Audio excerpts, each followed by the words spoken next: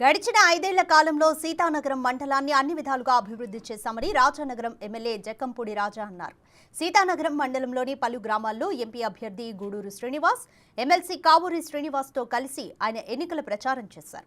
రాబోయే ఎన్నికల్లో సీఎం జగన్ను గెలిపించడానికి ప్రజలంతా సిద్ధంగా ఉన్నారని ఈ సందర్భంగా ఎమ్మెల్యే రాజా అన్నారు. విత్తనాల నుండి విక్రయాల వరకు ప్రతి రైతుకు అండగా వైసీపీ ప్రభుత్వం పనిచేసిందన్నారు.